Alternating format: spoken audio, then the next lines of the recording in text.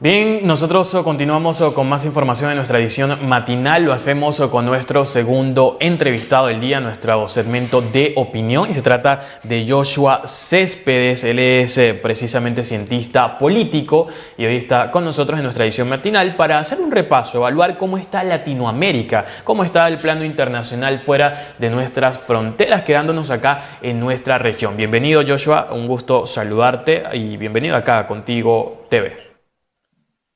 Bienvenido, gracias Oliver por la invitación. Buenos días a todos los que nos escuchan.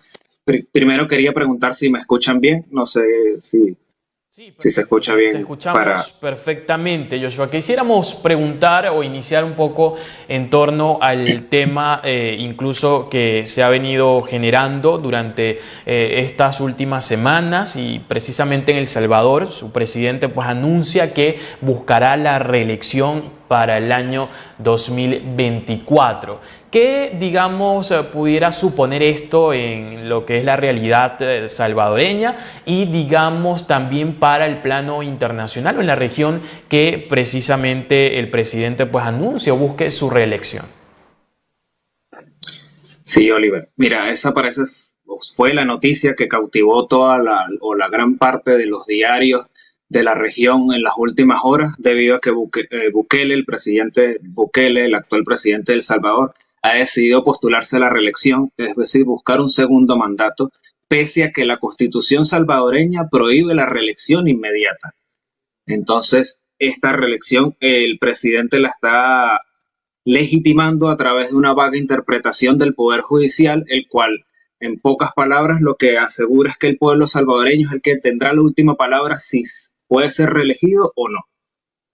Esto, desafortunadamente, y que es una opinión que no solo es mía, sino que es compartida por muchos organismos de carácter internacional, sobre todo en materia de derechos humanos, parece que Bukele busca sumarse a la lista de políticos autoritarios o de presidentes autoritarios en la región. Algo que me deja con una reflexión pensando mientras leía estas noticias y me preparaba para la entrevista aquí hoy con todos nuestros escuchas, que era de que hay cosas que nunca pasan de moda en Latinoamérica, incluso cuando los presidentes se autodenominan millennials o estos presidentes que buscan con una ruptura a lo clásico o tradicional, como es el caso de Bukele en El Salvador, y que es la ambición de poder y el personalismo político. Así que, pese a que a la gran popularidad que representa el presidente en El Salvador, creo que esto es una mala noticia para las instituciones salvadoreñas, es una mala noticia para la democracia en Latinoamérica y queda esperar a ver cómo se desarrollan los acontecimientos.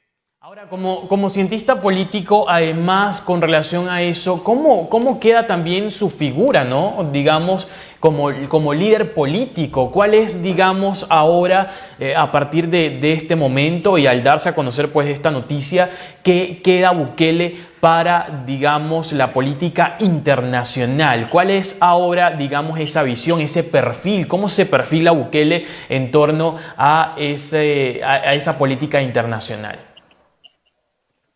Mira, como te dije, parece que está entrando desafortunadamente en esta lista negra, en esta penosa lista de líderes que con vocación autoritaria, o sea, dado a los bajos niveles de credibilidad institucional que ya con los que hoy cuenta El Salvador, porque y te comento el porqué, o sea, y te lo resumo en una imagen poderosísima que me quedó muy marcada, que fue que durante el acto de donde Bukele anuncia su reelección, estaban presentes el presidente de la Corte Suprema, Óscar López Jerez, y el fiscal general, Rodolfo Delgado. Es decir, estamos hablando de que es una imagen que se le transmuta no solo a los salvadoreños, sino al mundo de la poca o falta de independencia de los poderes dentro del Salvador.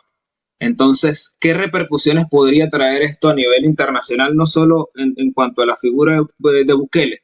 Primero, que toda la atención, al menos de los organismos de derechos humanos, organismos que buscan velar por la democracia en el mundo, se van a centrar en todos los pasos que sigan en adelante y sobre todo que quizás muchos inversionistas, quizás muchos organismos internacionales se nieguen a apoyar abiertamente a El Salvador en algunas que otras instancias, y eso podría al mediano y largo plazo debilitar aún más la institucionalidad y todo lo que es al país salvadoreño.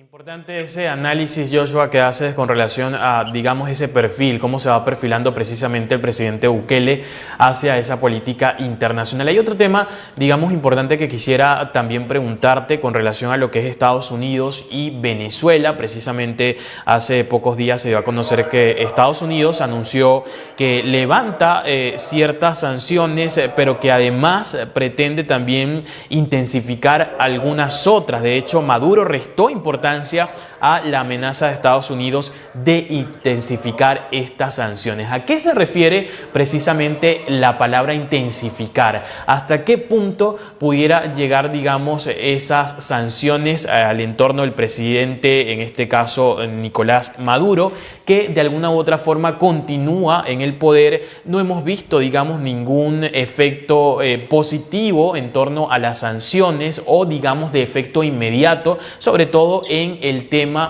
político, en el entorno precisamente del presidente Nicolás Maduro. ¿Qué, digamos, acción pretende Estados Unidos intensificar? Mira,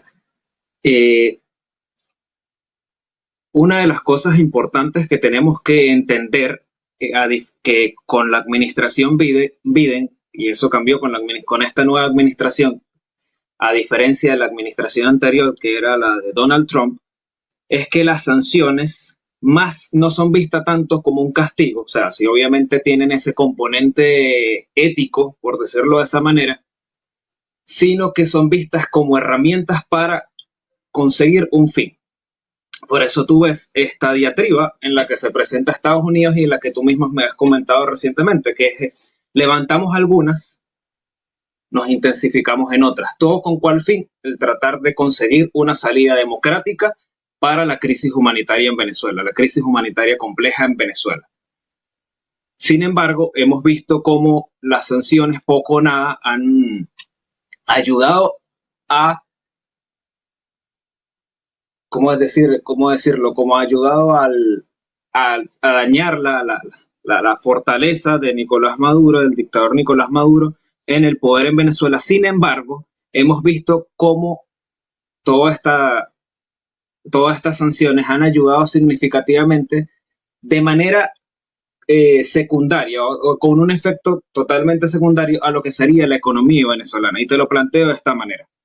Fue gracias a las sanciones, o en cierta medida gracias a las sanciones, que se logró que desde la dictadura se aliviaran algunas presiones económicas internas y que ha permitido que de una manera u otra los controles internos en Venezuela, como el control de precios, las regulaciones que existían sobre el dólar y otro tipo de sanciones que limitaban el intercambio económico local, se fueran relajando, dado que tenían cercado todo lo que era el aparato de la dictadura económicamente a nivel internacional, y eso permitió cierto respiro, cierto alivio a la población venezolana dentro de esta crisis humanitaria compleja.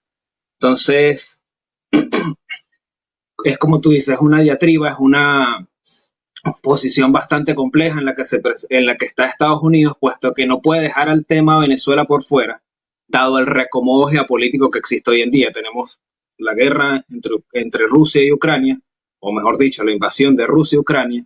Tenemos a China dirigiéndose como un hegemón a nivel global, tanto ahora en Asia con su nuevo proyecto de la Ruta de la Seda, también en Latinoamérica con grandes proyectos importantes. Entonces es un tema bastante complejo y que tendremos que ver cómo organiza la administración Biden este nuevo paquete de sanciones o cómo van a ellos reforzarlo para garantizar con relación, como lo dices, digamos, en ese ámbito internacional, ¿no? Abarcando todas las problemáticas y todo lo que se va suscitando hasta ahora. De hecho, Estados Unidos, Joshua, advertía que, bueno, que su paciencia no es infinita, le decía precisamente a Nicolás Maduro, porque su intención, de hecho, es que el gobierno de Venezuela Venezuela reanude las negociaciones con la oposición en Ciudad de México, suspendidas de hecho desde octubre del año 2021. ¿Crees posible que se puedan reanudar esas negociaciones con la oposición? Hay una oposición, digamos, actualmente en Venezuela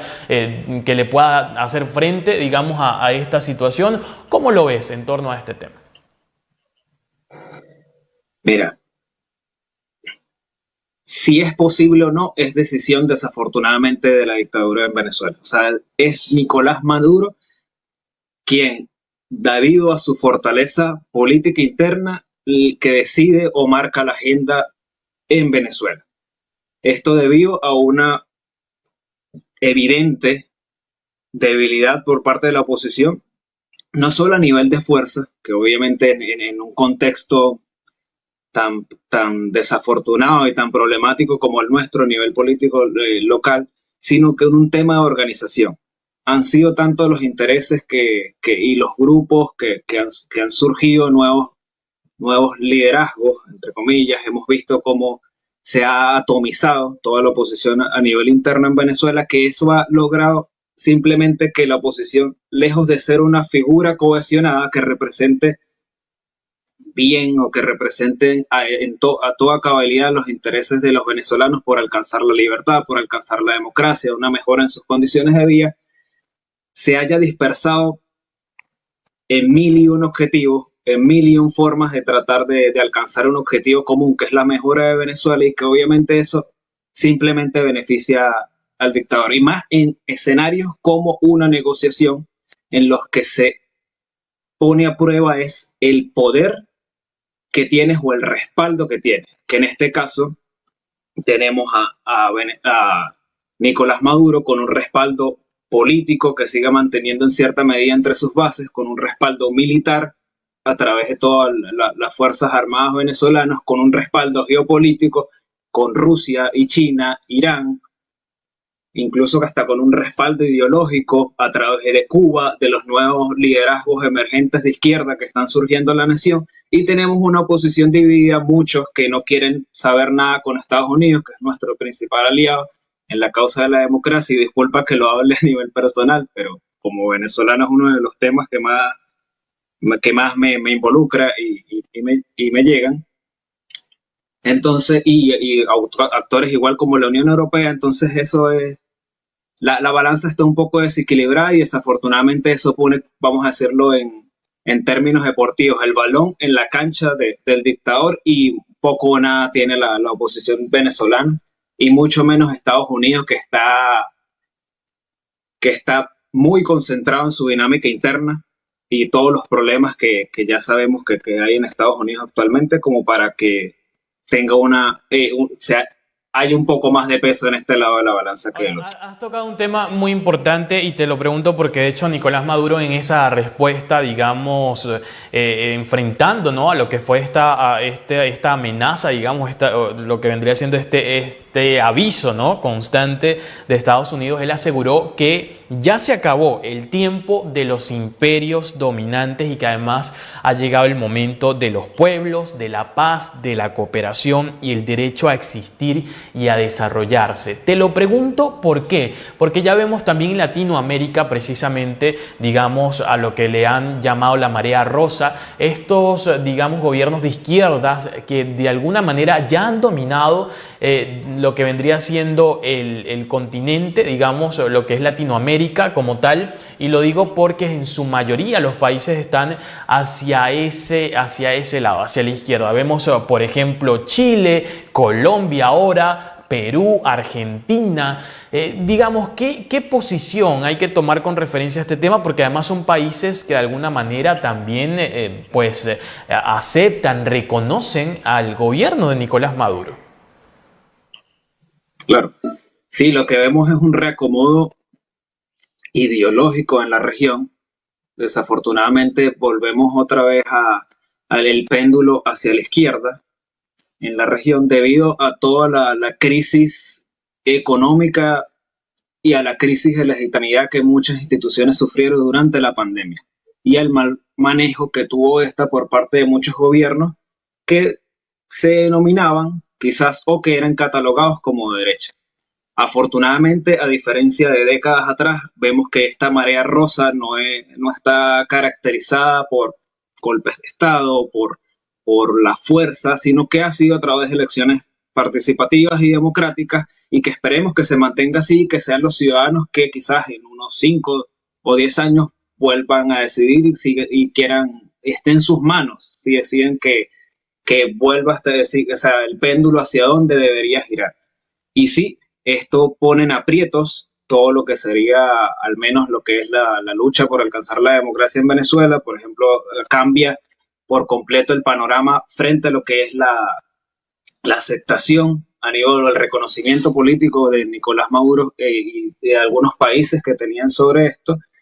Entonces, y sobre respecto al tema, la marea rosa y el tema geopolítico, creo que también está inserto en todo lo que es la dinámica política internacional, donde se ponen sobre la mesa otro tipo de temas que por lo menos la pandemia arrojó, que es el tema de la protección social, de un desarrollo económico sostenible, del cambio climático, y que son temas que han sido muy relegados, muy olvidados por estos sectores políticos tradicionales, quizás algunos los catalogan como derecha, o centro derecha, liberales, y que la izquierda ha venido trabajando desde hace mucho tiempo y que bueno, eso ha dado sus frutos, vamos a decirlo así, dentro de lo que es los sistemas democráticos en Latinoamérica.